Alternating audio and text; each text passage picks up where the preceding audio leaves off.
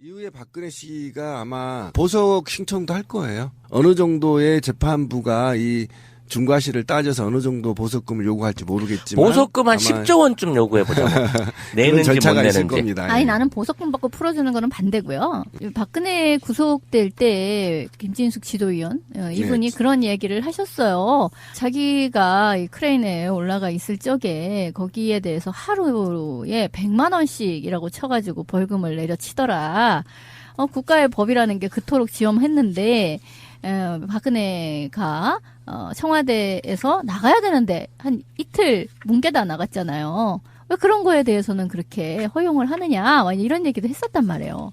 아니 그러면 지금 찌라시님 얘기처럼 뭐 나름 시설을 좀 업그레이드 시켜주고 그러면서 그 사용료로 한 10억씩 하루에 뭐 이렇게 받아서 계산으로 맞다이를 치는 것도 난 참 괜찮다고 생각해요. 근데 우리 이명박 때도 얘기했잖아. 개고기 한 접시에 1억씩.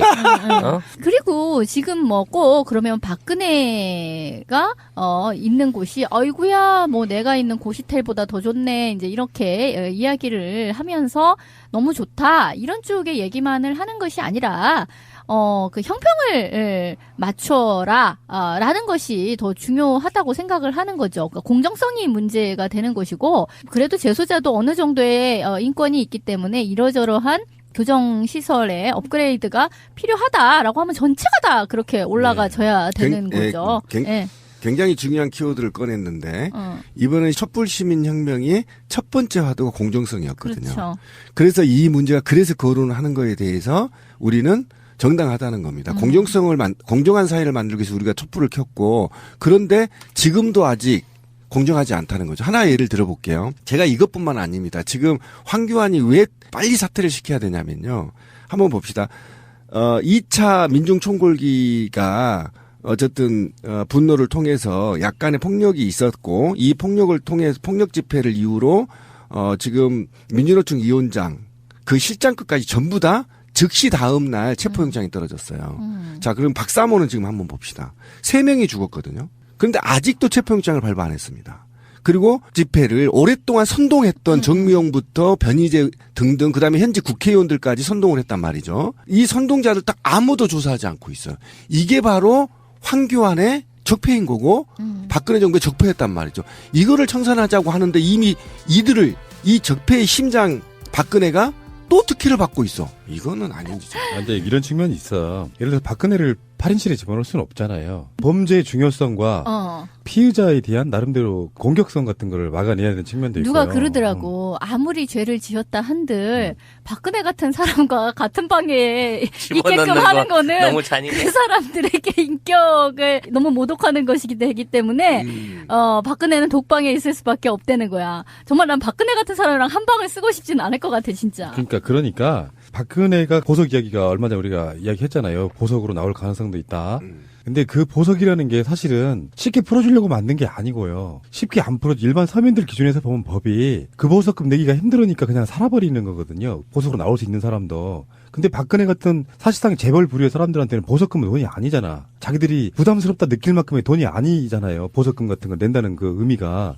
그러니까 법을 우리가 이런 이야기 공약으로 한번 나온 적 있죠. 교통범칙금을 소득 수준에 따라 내는 이런 것처럼. 유럽 같은 경우에는 그렇게 적용을 그렇죠. 하죠. 그러니까 그 피의자나 범죄자가 보석으로 나오려고 할 때 이를테면 서민이 낼 수 있는 거 뭐 한 1,000만 원만 내면 내보내면 박근혜 같은 부류는 한 10억 주면 최소한 내야 나올 수 있게 해주는 이런 방식으로 뭔가 법을 개정을 해야지 따라갈 수 있는 사람들은 나 그 정도 돈이 있으니까 나 보석으로 내고 나오지 뭐 이렇게 갈 수 있다는 측면이 좀 디테일하게 맞아요. 들어가야 된다고 생각이 들고요. 구치소 이야기는 짧게 하려고 그랬는데 엄청 길어졌네요. 관심사잖아요. 네. 자, 다음에 이제 최순실 이야기를 조금 해봐야 되는데 보도가 나오니까 이야기하는 거예요. 의미 별로 없어요. 이미경 CJ 부회장에게 욕설도 했다. 최순실이 갖고 있는 권력이 얼마나 대단했는지를 미세를 보여주는 거 아니겠어요? 맞아. CJ 이미경 정도면은 CJ에서 발행하는 어마어마한 VIP 카드가 있다면서요. 그러니까 그거 나도 해줘. 내 아는 사람도 해줘. 뭐 이랬다는 거잖아. 스타카드라 그래갖고 CJ에 직접적으로 공헌을 했던 연예인들, 그러니까 뭐 CF 출연해줬다든지 뭐 이런 연예인들이나 뭐 이런 사람들 전체적으로 따져 20명이 채 안 된대요. 스타카드를 가지고 있는 사람들 자체가. 근데 자기를 안 껴줬다고. 아, 정말 쫀쫀한데. 그것 때문에 보복을 했다라는 얘기인 거지. 영화는 생각도 없었던 거지. 원칙적으로 따지면. 그러니까 뭐 CJ가 제작 지원을 한 영화 때문에 뭐 그랬을 것이다 이런 식의 얘기가 있었는데 그게 아니라 순전히 이 사람의 어떤 사악한 탐욕 때문에 빚어진 일이라는 거잖아요. 이게 일종의 자존심인 거예요. 왜냐면 요구를 했대. 이민경 부회장한테. 나 그 카드 그런 거 있다면 나 하나 해줘. 그래서 안 돼요. 그거는 저기 다 원칙이 있어서 여기서 이제 빡이 턴 거야. 아니, 나를 안 해줘? 내가 부탁을 했는데? 그래서 지금 핑계거리가 없으니까, 뭐, 괜히 잘 나가고 있는 변호인을 갖다가, CJ가 해서 그랬다, 그래서 그랬다, 그래서 미워했다, 이런 식으로 이제 말을 만든 거지. 근데 이게 다른 측면도 있어요. 제가 아직은 수사 중에 있는 건데, 저는 그렇게 보지 않습니다. 제가 공직사회 내부에 있어 봤기 때문에 어떤 식으로 부패가 이루어지는지 설명할게요. 박근혜가 한류 문화 사업과 관련해서 CJ에 돈을 뜯으려고 마음을 먹었어요. 여기까지 나오고 있죠, 지금. 그런데 CJ를 뜯고 보니까 뜯을 명분이 없는 거예요. 그래서 트집을 잡는 겁니다, 최순실이. 이런 씨발 나도 VIP 만들어주고 한류 참여해 막 이렇게 시비를 거는 거예요. 그래서 계속 코너에 공격해요. 그 공개의 매체로 VIP 카드를 쓰는 겁니다. 그래서 이 새끼 이게 문제가 아니라 그렇죠. 그러면 큰 돈을 뜯기 위해서 계속 시비를 거느라 잔타를 거는 거예요. 이것도 시비 걸고 저것도 걸고 계속 걸다가 결국은 박근혜가 불러서 쇼 붙이는 겁니다. 야, 한류 좀 지원해라. 그러면 저 더러운 새끼들 하면서 슬쩍 1.9조 뭐 최고 8조까지 지금 지원하겠다 약속 받았다 이렇게까지 얘기가 나왔던 게 바로 이거에 대한 방식이에요. 그러니까 이게 뭐냐면 박근혜하고 최순실 한 몸이었다고 우리가 주장하죠. 바로 이런 거예요. 야, 내가 존나 갈굴 테니까 언니가 한 방 불러서 달래면서 받아. 이게 바로 그래서 지금 이런 것들이 하나씩 밝혀지고 있는 거예요. 아니, 조폭도 아니고 뭐 행동대장 먼저 가가지고 일단 띠구자를 한번 써라. 그 집에 가서 행패를 한번 좀 부려봐라. 이래가지고 한 다음에 그 다음에 수금하러 가고 당연히 뭐 그렇게 이런 거다 되는 겁니다. 이거지. 수다를 좋아하는 이 둘이 만나서 무슨 일을 그렇게 허구한 날 날새기로 하겠습니까? 언니 내가 이렇게 할 테니까 별 얘기 다 하겠죠. 이렇게 뜯어서 지금 기사들이 지금 검사들이 밝혀낸 게 뭐냐. 생각보다 너무 깊게 관여했다 박근혜가. 이건 종신령이 나올 수도 있어요 지금. 그러니까 언론들은 자극적인 거 예. 다루기 위해서 이것만 뽑는데 거기 안에는 메커니즘이 있다는 거예요. 당연히 있다는 거 그 안에. 공무원적 입장에서 보면 부패 공무원 입장에서 보면 이렇지 않고는 안 돼요. 부패 공무원이 좋은 사람으로서 네. 이제 갱생했지만 그들의 저급함, 공적인 자리에 대통령의 비선으로서의 어떤 품위가 전혀 없었다는 게 그렇지 바로 그냥 그거. 막말을 해버리는 예, 거 있잖아요. 예, 그렇죠. XX년이라고 했다는데 뭐라고 했을까요? 나쁜 또 연 그러지 않았을까?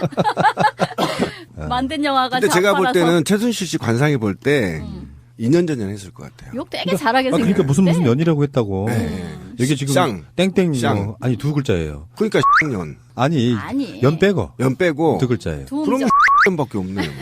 아니, 우리가 욕한 게 아니고 여러분 우리가 유추해보는 겁니다. 굉장히 사건의 중요한 단서일 수도 있다는 생각에 욕 없이 한번 욕한 게 단서가 되긴 할까만. 참. 아니 뭐 각종 욕을 했겠죠. 네. 창조적 욕도 있잖아. 년 뭐 이런 거. 그건 뭐야? 두 글자라고 하니까 이제 두 글자라고 아, 년. 정말 조작거리 보통 사람들만 더 못한 사람이 박근혜 옆에 붙어서 이렇게 그러니까 이런 사람들 안 된다니까요. 그러니까 제가 우리 방송 들어보신 분은 알 거예요. 이것들이 공모를 안 해봐서 그래요. 공모를 하면 적당하게 먹으면 안 걸려요. 예를 들면 말이죠. 최순실이가 한류 문화와 관련해서 박근혜가 기획을 했어요. 여기서 내가 약 10조 정도가 투자하면 이 정도 내가 2조만 좀 먹을게. 그리고 8조는 진짜 한류 문화의 확산을 위해서 존나게 노력하는 거야. 국민이 볼 때. 그 성과도 실제 일어나고. 그래서 거기에서 10% 20% 정도를 먹으면 탈이 안 나요. 이걸 통째로 처먹으니까 그래. 그러니까 무식한 겁니다. 무식하게 처먹고 권력에 취해서 권력과 뽕에 취해서 이게 밝혀질 거라는 걸 모르는 거야. 그리고 이 권력이 영원히 갈 줄 알았어. 그러니까 막 대한민국에 그래도 70년 동안 날고 긴 기업들 2세대들한테 막 그냥 욕해도 괜찮을 줄 알았지. 근데 세상 그렇지 않아요. 이렇게 죽습니다. 이게 제가 볼 때는 종신령이에요. 이 둘은. 두고 보십시오. 장담합니다. 또 댓글 달릴지 모르겠지만 종신령이에요. 어떤 방식으로 빠져나갈 수가 없습니다. 왜냐면 장담 안 하면 돼. 예, 검찰이 일을 갈아버렸대요. 제가 봤는데 너무 깊게 개입돼 있는가 박근혜가 직접. 그죠 하나씩 밝혀지기 시작하는 거 아닙니까? 이건 뇌물죄 적용돼 무조건 종신령이에요. 지금 둘은 어떻게 해볼 수가 없어요. 아까 금고요? 아니 금고형? 이런 거 안 돼요, 지금 이거. 그러니까 아까 구치소로 짧게 한번 돌아가 보면 추후가 나빠서 몸이 아파졌다는 걸 방지하기 위해서라도 중요한 사건의 가장 핵심 피의자이기 때문에 특혜라고 보는 것보다 빌미를 안 주려고 노력하는 부분도 있을 수 있다고 생각이 듭니다. 그 부분은 그렇고요. 어쨌건 검찰이 또 6일에도 박근혜를 조사를 했는데 여전히 박근혜는 부인을 하고 있는 거예요. 내 주머니에 돈 안 들어왔다 그렇지. 이거지. 바로 그런 거죠. 핵심은 그런 거고. 박근혜가 이제 전략은 딱 하나밖에 없죠. 그러니까 지금 최순실하고 박근혜가 띄워놓은 측면도 저는 그렇게 있다고 봐요. 어찌됐건 간에 개인으로 보면 갇혀있는 개체로서 보면 박근혜나 최순실이나 최대한 적게 형을 받고 나가야 되는 사람들이잖아. 근데 같은 구치소에 있다는 것 자체가 서로 이렇게 만나지 말아야 되는 상황. 하다못해 면회실에서 만날 수도 있는 그런 상황들을 그리고 왜 이런 게 있잖아요. 매수를 해버리면은 서울구치소 직원이 왔다 갔다 할 수 있죠. 700명이라고 해요. 예, 예. 그 700명들 중에 적당히 찔러주고 서로 간에 말맞추기 같은 걸 할 수 있기 때문에 아예 끼워놓는 측면이 네. 있는 거고요. 최순실이가 더 권력이 세서 남부교도소로 간 건 아닌 것 같고. 그런데 박근혜 씨가 부인하고 최순실 씨가 부인한 게 굉장히 좋습니다. 국민 입장에서는. 왜 그러냐면 부인을 하면 할수록 검찰은 수사를 깊게 들어가기 때문이에요. 법정이 시작되잖아요. 재판이, 공식 재판이. 그럼 부인하는 거에 대해서 어쨌든 검찰은 철저하게 조사를 깊게 해서 정황적으로 박근혜가 했을 수밖에 없다는 걸 증명해야 되거든요. 그러면 깊게 들어가는 거야. 그래서 포스코까지 나오기 시작하는 겁니다. 그래서 박근혜가 굉장히 개인 기업들, 사기업들에 깊게 관여했다까지 나오고 있기 때문에 만약에 여기서 우리 언론들이 기성세대 언론들이 이런 얘기를 하죠. 적당하게 변호사가 박근혜를 장악하고 그리고 여기에서 서너 개를 인정하고 협상하는 방식의 소송이 가야 된다 이렇게 얘기하고 있잖아요. 그런데 어떤 변호사도 박근혜를 장악하지 못한다. 변론을 장악하지 못하기 때문에 박근혜가 끌린 대로 갈 것이다. 라고 예측을 하면서 오히려 굉장히 이 죄를 더 많이 받을 가능성도 있다라고 예측한 거 아닙니까? 그러면 지금 여기서 만약에 협상할 수 있는 변호사도 없을 뿐만 아니라 만약에 여기서 계속 부인을 해준다면 검찰은 계속 보강 수사를 할 수밖에 없고 계속 뇌물죄를 캘 수밖에 없습니다. 그러면 국민 입장에서는 박근혜의 민낯을 하나 더 볼 수 있다라는 겁니다.